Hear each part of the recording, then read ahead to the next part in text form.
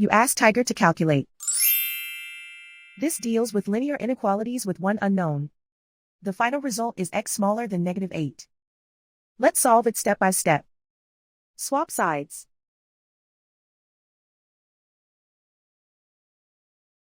Isolate the x. Divide both sides by 3.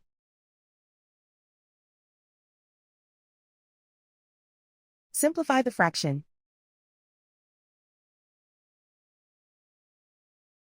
Find the greatest common factor of the numerator and denominator.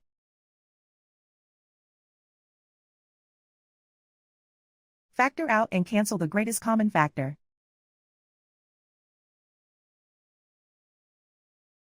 Plot the solution on a coordinate grid. And so the final result is x smaller than -8.